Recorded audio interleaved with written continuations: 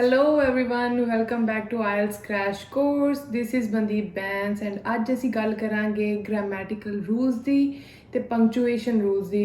ਆਪਾਂ ਕਵਰ ਕਰਾਂਗੇ ਸਪੈਸ਼ਲੀ ਉਹ ਮਿਸਟੇਕਸ ਜੋ ਕਾਮਨ ਨੇ ਤੇ ਸਟੂਡੈਂਟਸ ਆਮ ਤੌਰ ਤੇ ਕਰਦੇ ਨੇ ਜਦੋਂ ਵੀ ਰਾਈਟਿੰਗ ਟਾਸਕ 2 ਨੂੰ ਐਡਰੈਸ ਕਰਦੇ ਨੇ। ਸੋ ਅਸੀਂ ਗੱਲ ਕਰਦੇ ਹਾਂ ਕੈਪੀਟਲ ਲੈਟਰਸ ਦੀ। ਸਭ ਤੋਂ ਪਹਿਲਾਂ ਤਾਂ ਕੈਪੀਟਲ ਲੈਟਰਸ ਕਿਹੜੇ ਹੁੰਦੇ ਨੇ ਜਿੱਥੇ ਸਾਨੂੰ ਪਾਉਣ ਦੀ ਜ਼ਰੂਰਤ ਹੈ। ਜਦੋਂ ਪ੍ਰੋਪਰ ਨਾਊਨ ਹੁੰਦਾ ਹੈ ਅਸੀਂ ਉਹਨਾਂ ਨੂੰ ਕੈਪੀਟਲ ਲੈਟਰ ਦੇ ਵਿੱਚ ਲਿਖਦੇ ਹਾਂ। ਪ੍ਰੋਪਰ ਨਾਊਨ ਕੁਝ ਵੀ ਹੋ ਸਕਦਾ ਹੈ, ਜਿਵੇਂ ਮਨਦੀਪ ਇੱਕ ਆਪਣੇ ਆਪ 'ਚ ਪ੍ਰੋਪਰ ਨਾਊਨ ਹੈ। ਇਸ ਤੋਂ ਇਲਾਵਾ ਕੋਈ ਸਟੇਟ, ਕੋਈ ਸਿਟੀ, ਕੋਈ ਰਿਵਰ, ਕੋਈ ਵੀ ਜਗ੍ਹਾ ਦਾ ਨਾਮ ਉਹਨੂੰ ਆਪਾਂ ਪ੍ਰੋਪਰ ਨਾਊਨ ਕਹਿ ਦਿੰਦੇ ਹਾਂ। ਜਾਂ ਸਨ, ਮੂਨ, ਇਹ ਵੀ ਪ੍ਰੋਪਰ ਨਾਊਨ ਨੇ। ਸੋ ਜਦੋਂ ਵੀ ਇਹਨਾਂ ਨੂੰ ਲਿਖਣਾ ਹੈ ਤਾਂ ਆਪਾਂ ਕੈਪੀਟਲ ਲੈਟਰ ਨਾਲ ਸਟਾਰਟ ਕਰਨਾ ਹੈ। ਮੋਸਟਲੀ ਸਟੂਡੈਂਟਸ ਮਿਸਟੇਕ ਕਰਦੇ ਨੇ ਜਦੋਂ ਇੰਟਰਨੈਟ ਲਿਖਦੇ ਨੇ। ਇੰਟਰਨੈਟ ਨੂੰ ਉਹ ਪ੍ਰੋਪਰ ਨਾਊਨ ਨਹੀਂ ਸਮਝਦੇ, ਜਿਹਦੇ ਕਰਕੇ ਉਹਨਾਂ ਨੂੰ ਲੱਗਦਾ ਹੈ ਵੀ ਇਹ ਸਮਾਲ ਲੈਟਰ 'ਚ ਲਿਖਿਆ ਜਾਊਗਾ, but that is a wrong practice. Internet ਨੂੰ ਹਮੇਸ਼ਾ ਆਈ ਕੈਪੀਟਲ ਲਿਖਿਆ ਜਾਂਦਾ ਹੈ ਐਂਡ ਮੂਰੇ ਆਰਟੀਕਲ ਲੱਗਦਾ ਹੈ ਦ। ਸੋ ਇਹਨੂੰ ਕਹਿੰਦੇ ਆ ਦੀ ਇੰਟਰਨੈਟ। ਨੈਕਸਟ ਮਿਸਟੇਕ ਆ ਜਾਂਦੀ ਹੈ, ਸਟੂਡੈਂਟਸ ਕਰਦੇ ਨੇ ਕੌਮਾ ਤੋਂ ਬਾਅਦ ਨੈਕਸਟ ਲੈਟਰ ਕੈਪੀਟਲ ਪਾ ਦਿੰਦੇ ਆ। ਜਿਵੇਂ ਆਪਾਂ ਕਹੀਏ ਸੋ ਇਨ ਕਨਕਲੂਜਨ, ਸੋ ਤੋਂ ਬਾਅਦ ਕੌਮਾ ਪਾ ਕੇ ਇਨ ਦਾ ਆਈ ਕੈਪੀਟਲ ਕਰ ਦਿੰਦੇ ਨੇ। ਉਹ ਵੀ ਰੋਂਗ ਹੈ, ਉਹ ਅਸੀਂ ਨਹੀਂ ਕਰਨਾ। ਥਰਡ ਥਿੰਗ ਇਜ਼ ਆਈ। ਜਦੋਂ ਵੀ ਤੁਸੀਂ ਆਪਣੇ ਆਪ ਨੂੰ ਰੈਫਰ ਕਰਨਾ ਹੈ ਤਾਂ ਤੁਸੀਂ ਆਈ ਲਿਖਦੇ ਹੋ, ਉਹਨੂੰ ਹਮੇਸ਼ਾ ਹੀ ਕੈਪੀਟਲ ਲਿਖਣਾ ਹੈ। ਡਜ਼ਨਟ ਮੈਟਰ ਕਿ ਉਹ ਸਟੇਟਮੈਂਟ ਵਿੱਚ ਕਿੱਥੇ ਆ ਰਿਹਾ, ਸੈਂਟਰ 'ਚ ਆ ਰਿਹਾ, ਲਾਸਟ 'ਚ ਆ ਰਿਹਾ, ਡਜ਼ ਨੋਟ ਮੈਟਰ। ਮਾਈ, ਮੀ, ਮਾਈਨ, ਇਹਨਾਂ ਨੂੰ ਕੈਪੀਟਲ ਨਹੀਂ ਕਰਨਾ, ਓਨਲੀ ਆਈ 'ਤੇ ਇਹ ਰੂਲ ਲਾਗੂ ਹੁੰਦਾ ਹੈ। Then comes right use of tenses. ਬਹੁਤ ਹੀ ਇੰਪੋਰਟੈਂਟ ਰੂਲ ਹੈ ਕਿ ਅਸੀਂ ਪ੍ਰੈਜ਼ੈਂਟ ਇੰਡੈਫੀਨਿਟ ਦੇ ਵਿੱਚ ਐਸ ਜਾਂ ਈਐਸ ਕਿੱਥੇ ਲਗਾਉਣੀ ਹੈ ਅਤੇ ਕਿੱਥੇ ਨਹੀਂ ਲਗਾਉਣੀ। ਸਟੂਡੈਂਟਸ ਮਿਸਟੇਕ ਕਰ ਜਾਂਦੇ ਆ ਕਈ ਵਾਰ, ਜਦੋਂ ਉਹ ਥਰਡ ਪਰਸਨ ਨੂੰ ਲਿਖ ਰਹੇ ਹੁੰਦੇ ਆ ਅਤੇ ਵਰਬ ਯੂਜ਼ ਕਰ ਰਹੇ ਆ ਤਾਂ ਉਹਦੇ ਨਾਲ ਐਸ ਜਾਂ ਈਐਸ ਨਹੀਂ ਲਗਾਉਂਦੇ ਪ੍ਰੈਜ਼ੈਂਟ ਟੈਂਸ ਦੇ ਵਿੱਚ, ਜੋ ਕਿ ਬਹੁਤ ਆਮ ਮਿਸਟੇਕ ਹੈ। ਬਟ ਜੇ ਪਲੂਰਲ ਹੋਵੇ ਤਾਂ ਨਹੀਂ ਲਗਾਉਣਾ। ਫੋਰ ਐਗਜ਼ਾਮਪਲ ਜੇ ਮੈਂ ਕਹਿਣਾ ਹੋਵੇ ਹੀ ਔਰ ਸ਼ੀ ਪਲੇ ਤਾਂ it will be wrong, but ਆਪਾਂ ਨੂੰ ਕਹਿਣਾ ਪਊਗਾ ਹੀ ਔਰ ਸ਼ੀ ਪਲੇਜ਼। ਜੇ ਹੀ ਆਪਾਂ ਕਹਿਣਾ ਹੈ ਦੇ ਤਾਂ ਦੇ ਨਾਲ ਆਊਗਾ ਦੇ ਪਲੇ। ਸੋ ਇਹ ਧਿਆਨ 'ਚ ਰੱਖਣਾ ਹੈ ਕਿ ਜੇ ਸਿੰਗੂਲਰ ਨੰਬਰ ਹੈ ਅਤੇ ਥਰਡ ਪਰਸਨ ਹੈ ਤਾਂ ਐਸ ਜਾਂ ਈ ਐਸ ਲੱਗੂਗਾ। ਸੇਮ ਹੈ ਜੇ ਆਪਾਂ ਉਸ ਨੂੰ ਨੈਗੇਟਿਵ ਫਾਰਮ 'ਚ ਕਨਵਰਟ ਕਰਨਾ ਹੈ ਤਾਂ ਡੂ ਜਾਂ ਡਜ਼ ਨਾਟ ਆਊਗਾ ਜਦੋਂ ਆਪਾਂ ਕਨਵਰਟ ਕਰਦੇ ਹਾਂ, ਬਟ ਜਦੋਂ ਥਰਡ ਪਰਸਨ ਦੀ ਗੱਲ ਕਰਦੇ ਹਾਂ ਤਾਂ ਡਜ਼ ਆਊਗਾ। ਸੋ ਆਪਾਂ ਕਹਾਂਗੇ he does not play and she does not play, they do not play. And I ਨਾਲ ਤਾਂ ਹਮੇਸ਼ਾ ਡੂ ਹੀ ਆਉਂਦਾ ਹੈ, I do not play. Next ਜੋ ਗਲਤੀ ਸਟੂਡੈਂਟਸ ਕਰਦੇ ਨੇ ਉਹ ਹੈ ਫੁੱਲ ਸਟਾਪ ਪਾਉਣ ਦੀ। ਇਹ ਨਹੀਂ ਪਤਾ ਲੱਗਦਾ ਵੀ ਕਿੱਥੇ ਸੈਂਟੈਂਸ ਖਤਮ ਹੋ ਰਿਹਾ ਹੈ ਅਤੇ ਕਿੱਥੇ ਨਵਾਂ ਸਟਾਰਟ ਹੋ ਰਿਹਾ ਹੈ ਜਾਂ ਫਿਰ ਕਿੱਥੇ ਕੌਮਾ ਪਾਉਣਾ ਹੈ। ਅਸੀਂ ਧਿਆਨ ਰੱਖਣਾ ਹੈ ਕਿ ਜਦੋਂ ਸਾਡੇ ਦਿਮਾਗ 'ਚ ਥੋਟ ਚੱਲ ਰਿਹਾ ਹੈ ਅਸੀਂ ਉਹਨੂੰ ਲਿਖਣਾ ਹੈ। ਜਦੋਂ ਥੋਟ ਪੂਰਾ ਹੋ ਗਿਆ ਤਾਂ ਇਸ ਦਾ ਮਤਲਬ ਉਹ ਫੁੱਲ ਸਟਾਪ ਆਊਗਾ, ਬਟ ਜਦੋਂ ਉਹ ਥੋਟ ਪੂਰਾ ਹੀ ਨਹੀਂ ਹੋਇਆ ਤਾਂ ਅਸੀਂ ਉਸ ਤੋਂ ਪਹਿਲਾਂ ਹੀ ਕੌਮਾ ਪਾਤਾ ਜਾਂ ਫੁੱਲ ਸਟਾਪ ਪਾਤਾ, that is a wrong practice. ਜਿਵੇਂ ਆਪਾਂ ਕਹੀਏ ਕਿ I go to gym every day, ਉਸ ਦੇ ਵਿੱਚ ਫੁੱਲ ਸਟਾਪ ਆ ਜਾਏਗਾ। ਬਟ ਜਦ ਮੈਂ ਕਹਿਣਾ ਹੈ when I go to gym every day ਤਾਂ ਹੁਣ ਕੌਮਾ ਆਊਗਾ, ਫੁੱਲ ਸਟਾਪ ਨਹੀਂ ਆਊਗਾ, ਕਿਉਂਕਿ ਮੇਰਾ ਟੈਂਸ ਹੀ ਕੰਪਲੀਟ ਨਹੀਂ ਹੋਇਆ। ਜਦ ਤੱਕ ਮੇਰਾ ਸੈਂਟੈਂਸ ਕੰਪਲੀਟ ਨਹੀਂ ਹੁੰਦਾ ਉਦੋਂ ਤੱਕ ਮੈਂ ਫੁੱਲ ਸਟਾਪ ਨਹੀਂ ਪਾ ਸਕਦੀ। ਸੋ ਇਹ ਦੇਖਣਾ ਹੈ ਕਿ ਤੁਹਾਡਾ ਥੋਟ ਕਿੱਥੇ ਕੰਪਲੀਟ ਹੋ ਰਿਹਾ ਹੈ, ਕਿੱਥੇ ਡਿਕਲੇਅਰ ਕਰਤੀ ਤੁਸੀਂ ਪੂਰੀ ਚੀਜ਼ ਤੇ ਫਿਰ ਤੁਸੀਂ ਅੱਗੇ ਵਧਣਾ ਹੈ। ਅਤੇ ਫੁੱਲ ਸਟਾਪ ਤੋਂ ਬਾਅਦ ਜਦੋਂ ਵੀ ਅਗਲੀ ਲਾਈਨ ਲਿਖਣੀ ਹੈ ਤਾਂ ਫਰਸਟ ਲੈਟਰ ਹਮੇਸ਼ਾ ਕੈਪੀਟਲ ਆਊਗਾ। ਅਕਸਰ ਸਟੂਡੈਂਟਸ ਗਲਤੀ ਕਰਦੇ ਨੇ ਜਦੋਂ ਉਹ ਸਿੰਗੂਲਰ ਨੂੰ ਪਲੂਰਲ ਫਾਰਮ ਦੇ ਵਿੱਚ ਕਨਵਰਟ ਕਰਦੇ ਨੇ। ਆਮ ਤੌਰ 'ਤੇ ਅਸੀਂ ਦੇਖਦੇ ਹਾਂ ਕਿ ਸਿੰਗੂਲਰ ਨੂੰ ਪਲੂਰਲ ਫਾਰਮ ਦੇ ਵਿੱਚ ਕਨਵਰਟ ਕਰਨ ਲਈ ਹਮੇਸ਼ਾ ਐਸ ਜਾਂ ਈ ਐਸ ਲੱਗਦਾ ਹੈ। ਫੋਰ ਐਗਜ਼ਾਮਪਲ ਸਿਸਟਰ ਨੂੰ ਸਿਸਟਰਸ, ਬ੍ਰਦਰ ਨੂੰ ਬ੍ਰਦਰਸ, ਮਦਰ ਨੂੰ ਮਦਰਸ ਐਂਡ ਫਾਦਰ ਨੂੰ ਫਾਦਰਸ ਕਹਿ ਸਕਦੇ ਹਾਂ।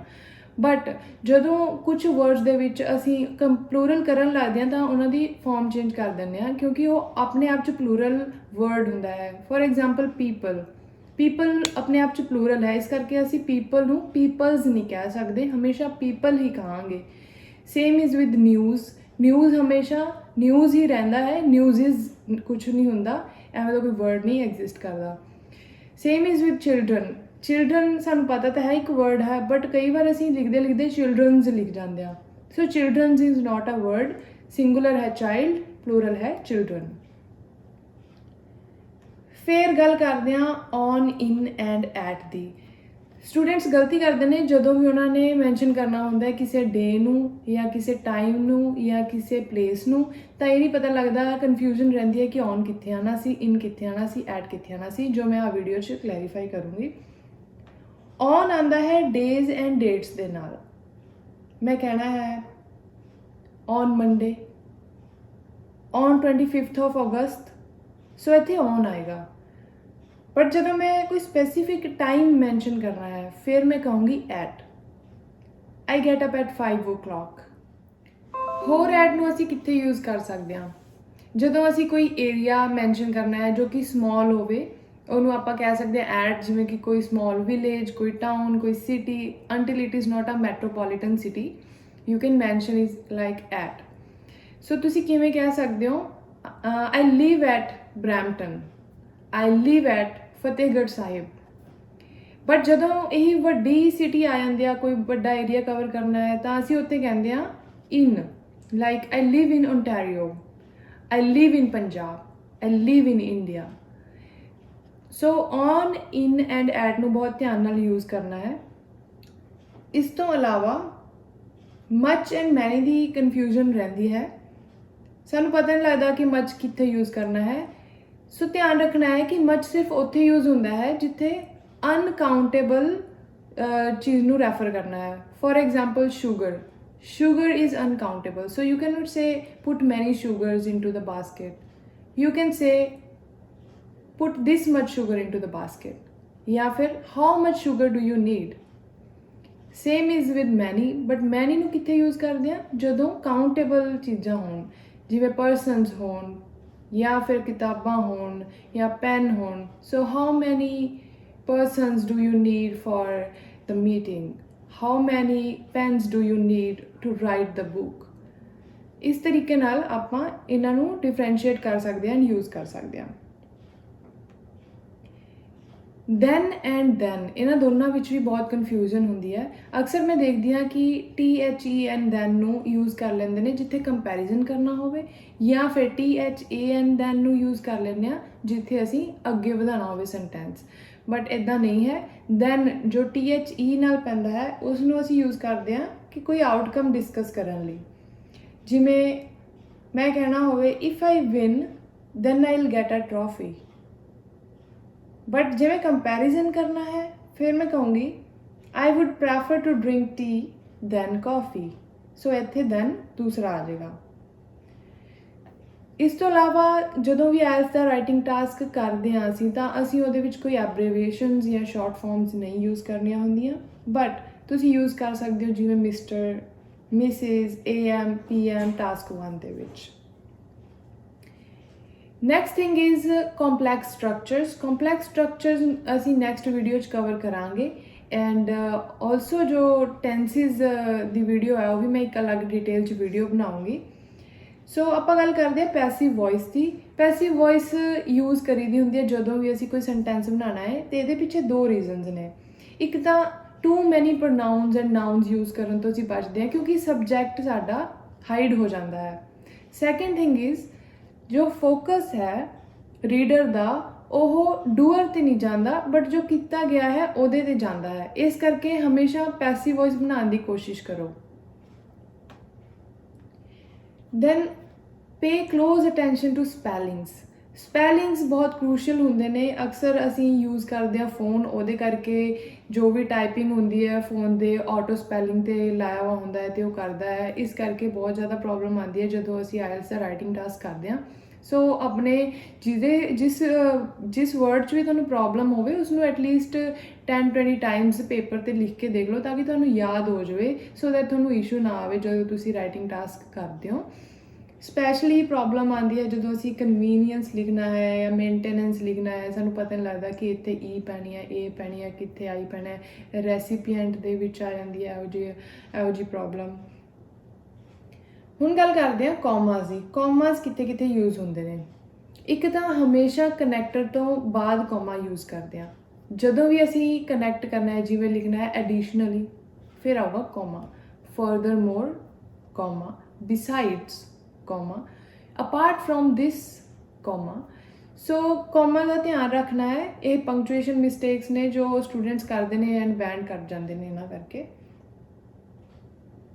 ਨੈਕਸਟ ਥਿੰਗ ਇਜ਼ ਜਦੋਂ ਵੀ ਅਸੀਂ ਕੋਈ ਟੂ ਇੰਡੀਪੈਂਡੈਂਟ ਕਲੌਜ਼ਸ ਨੂੰ ਸੈਪਰੇਟ ਕਰਨਾ ਹੈ, ਐਗਜ਼ਾਮਪਲ ਹੈ I strongly believe that despite one's hectic schedule, small choices can bring a drastic change to their way of living।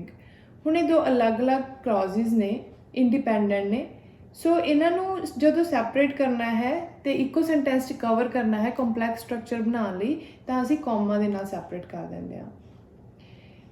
ਜਦੋਂ ਵੀ ਅਸੀਂ ਕੰਪਾਊਂਡ ਸੈਂਟੈਂਸ ਲਿਖਣਾ ਹੈ, ਜੋ ਕਿ ਮੈਂ ਨੈਕਸਟ ਵੀਡੀਓ 'ਚ ਕਵਰ ਕਰੂੰਗੀ, ਉਦੋਂ ਵੀ ਅਸੀਂ ਕੌਮਾ ਯੂਜ਼ ਕਰਦੇ ਹਾਂ।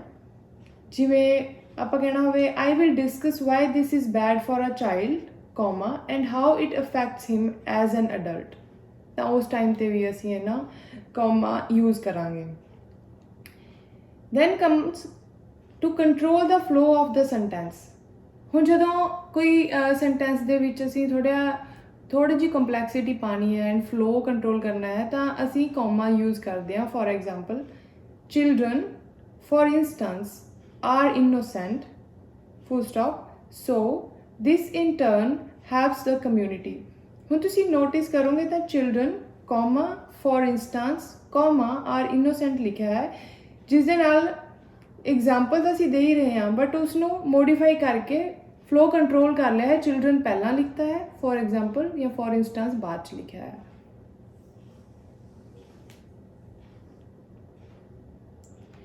then comes apostrophes। ਬਹੁਤ ਜਗ੍ਹਾ ਦੇਖਣ ਨੂੰ ਮਿਲਦਾ ਹੈ ਕਿ ਅਪੋਸਟ੍ਰੋਫੀ ਗਲਤ ਕਰ ਦਿੰਦੇ ਹਾਂ ਅਸੀਂ, ਤੇ ਅਪੋਸਟ੍ਰੋਫੀ ਦੀ ਜਗ੍ਹਾ ਜਾਂ ਤਾਂ ਡਾਇਰੈਕਟ ਐਸ ਪਾ ਦਿੰਦੇ ਹਾਂ ਜਾਂ ਫਿਰ ਪਾਉਂਦੇ ਹੀ ਨਹੀਂ, ਡਾਇਰੈਕਟ ਵਰਡ ਲਿਖ ਦਿੰਦੇ ਹਾਂ। ਅਪੋਸਟ੍ਰੋਫੀ ਦਾ ਮਤਲਬ ਕੀ ਹੁੰਦਾ ਹੈ? ਅਪੋਸਟ੍ਰੋਫੀ ਦਾ ਮਤਲਬ ਹੁੰਦਾ ਹੈ ਜਿੱਥੇ ਅਸੀਂ ਦੱਸਣਾ ਹੈ ਵੀ ਇਸ ਦਾ, ਲਾਈਕ ਹਿਊਮਨਸ ਮਤਲਬ ਕੀ ਹੈ? Humans teeth. ਸੋ ਅਸੀਂ ਕਹਾਂਗੇ ਟੀਥ ਆਫ ਹਿਊਮਨ। ਸੋ ਅਸੀਂ ਇੱਥੇ ਕੀ ਐਗਜ਼ਾਮਪਲ ਕਿਵੇਂ ਕਨਵੇ ਕਰ ਸਕਦੇ ਹਾਂ ਕਿ ਹਿਊਮਨ ਦੇ ਵਿੱਚ ਅਪੋਸਟ੍ਰੋਫੀ ਐਸ ਪਾ ਦਾਂਗੇ ਤੇ ਉਹ ਸਾਨੂੰ ਆਫ ਪਾਉਣ ਦੀ ਲੋੜ ਨਹੀਂ ਪਊਗੀ, ਤੇ ਹਿਊਮਨਸ ਟੀਥ ਡਾਇਰੈਕਟਲੀ ਬੰਦਾ ਸਮਝ ਜਾਂਦਾ ਕਿ ਅੱਛਾ ਇਸ ਨੂੰ ਰੈਫਰ ਕੀਤਾ ਗਿਆ ਹੈ। ਆਲਸੋ ਜਦੋਂ ਪਲੂਰਲ ਦੀ ਗੱਲ ਕਰਦੇ ਹਾਂ, ਜਦੋਂ ਅਸੀਂ ਪਲੂਰਲ ਲਿਖਣਾ ਹੋਵੇ ਤਾਂ ਉੱਥੇ ਅਪੋਸਟ੍ਰੋਫੀ ਐਸ ਤੋਂ ਬਾਅਦ ਪੈਂਦੀ ਹੈ। ਯਾਨੀ ਕਿ ਹਿਊਮਨਸ ਲਿਖਣਾ ਹੈ ਤਾਂ ਹਿਊਮਨਸ ਦੈਨ ਅਪੋਸਟ੍ਰੋਫੀ, ਨਾਟ ਅਪੋਸਟ੍ਰੋਫੀ ਦੈਨ ਐਸ। ਸੋ ਇਹ ਵੀ ਧਿਆਨ 'ਚ ਰੱਖਣਾ ਹੈ। ਫੋਰ ਐਗਜ਼ਾਮਪਲ ਚਿਲਡਰਨਸ ਡੇ ਲਿਖਦੇ ਹਾਂ ਤਾਂ ਅਕਸਰ ਅਸੀਂ ਚਿਲਡਰਨਸ ਡੇ ਲਿਖ ਦਿੰਦੇ ਹਾਂ, ਬਟ ਉਹ ਚਿਲਡਰਨ ਅਪੋਸਟ੍ਰੋਫੀ ਐਸ ਹੁੰਦੀ ਹੈ। ਚਿਲਡਰਨਸ ਡੇ, teachers day, teachers apostrophe then ਡੇ। ਦੈਨ ਕਮਸ ਕਦੀ ਕਦੀ ਅਸੀਂ ਦੋ ਵਰਡਸ ਨੂੰ ਕੰਬਾਈਨ ਕਰਦੇ ਹਾਂ, ਜਾਂ ਕਰਨਾ ਹੁੰਦਾ ਅਸੀਂ ਕਰਦੇ ਨਹੀਂ, ਉਹਦੇ ਲਈ ਹਾਈਫਨ ਯੂਜ਼ ਕਰਨਾ ਚਾਹੀਦਾ ਹੈ। ਜਿਵੇਂ ਅਸੀਂ ਕਹਿਣਾ ਹੋਵੇ ਡਿਸੀਜਨ ਮੇਕਿੰਗ, ਤਾਂ ਅਸੀਂ ਡਿਸੀਜਨ ਐਂਡ ਮੇਕਿੰਗ ਨੂੰ ਅਲੱਗ-ਅਲੱਗ ਲਿਖ ਦਿੰਦੇ ਹਾਂ, ਜਦ ਕਿ ਇਹ ਇੱਕੋ ਵਰਡ ਹੁੰਦਾ ਹੈ। ਕੰਬਾਈਨ ਕਰਕੇ ਇਹਨਾਂ ਦਾ ਇੱਕ ਮੀਨਿੰਗ ਕੱਢਦੇ ਹਾਂ, ਤਾਂ ਡਿਸੀਜਨ ਹਾਈਫਨ ਮੇਕਿੰਗ। ਇਸ ਤੋਂ ਇਲਾਵਾ ਈਅਰ ਲੌਂਗ, ਤਾਂ ਈਅਰ ਦੇ ਨਾਲ ਲੌਂਗ ਜਿਹੜਾ ਹੈ ਇਹ ਕੰਬਾਈਨਡ ਆਉਂਦਾ ਹੈ, ਇਹਨਾਂ ਦਾ ਇਕੱਠਿਆਂ ਦਾ ਇੱਕ ਮੀਨਿੰਗ ਨਿਕਲਦਾ ਹੈ, ਤਾਂ ਕਰਕੇ ਅਸੀਂ ਲਿਖਾਂਗੇ year hyphen long. Next thing is use of articles, a and the। These are the three articles in English language, but ਸਾਨੂੰ ਪਤਾ ਹੁੰਦਾ ਹੈ ਵੀ ਵੋਵਲਸ ਤੋਂ ਦੇ ਅੱਗੇ ਐਨ ਲਗਾਉਣਾ ਹੈ, ਜਿੱਥੇ ਸਾਊਂਡਸ ਆਉਣਗੇ ਉੱਥੇ ਐਨ ਯੂਜ਼ ਕਰਨਾ ਹੈ, ਜੇ ਬਾਕੀ ਸਿੰਗੂਲਰ ਹੈ ਤਾਂ ਏ ਯੂਜ਼ ਕਰਨਾ ਹੈ, ਜੇ ਕੁਛ ਸਪੈਸ਼ਲ ਚੀਜ਼ ਹੈ ਤਾਂ ਉਹਦੇ ਲਈ ਦਾ ਯੂਜ਼ ਕਰਨਾ ਹੈ। ਬਟ ਅਕਸਰ ਇਹ ਗਲਤੀ ਕਰ ਜਾਂਦੇ ਨੇ। ਸੋ ਇਹ ਚੀਜ਼ ਦੀ ਹੈਬਿਟ ਬਣਾਉਣੀ ਬਹੁਤ ਜ਼ਰੂਰੀ ਹੈ ਕਿ ਤੁਸੀਂ ਇਹ ਕਿੱਥੇ ਯੂਜ਼ ਕਰਨਾ ਹੈ। ਫੋਰ ਐਗਜ਼ਾਮਪਲ ਮੈਂ ਕਹਿਣਾ ਹੈ he is intelligent person, this is a wrong sentence, he is an intelligent person. So ਇੱਥੇ ਸਟੂਡੈਂਟ ਸਕਿਪ ਕਰ ਜਾਂਦੇ ਨੇ ਏ ਐਨ ਲਗਾਉਣਾ, ਵਿਚ ਇਜ਼ ਰੋਂਗ, ਤਾਂ ਹੀ ਕਰਕੇ ਆਪਣੇ ਬੈਂਡਸ ਕਰ ਜਾਂਦੇ ਨੇ। ਜੇ ਤੁਹਾਨੂੰ ਇਹ ਵੀਡੀਓ ਪਸੰਦ ਆਈ ਹੋਵੇ ਤਾਂ ਇਹਨੂੰ ਆਪਣੇ ਫਰੈਂਡਸ ਨਾਲ ਜ਼ਰੂਰ ਸ਼ੇਅਰ ਕਰਿਓ, ਤੇ like, comment and subscribe my channel. ਮਿਲਦੇ ਹਾਂ ਨੈਕਸਟ ਵੀਡੀਓ 'ਚ, ਜਿਹਦੇ ਵਿੱਚ ਮੈਂ ਕਵਰ ਕਰੂੰਗੀ ਕੰਪਲੈਕਸ ਐਂਡ ਕੰਪਾਊਂਡ ਸਟਰਕਚਰਸ।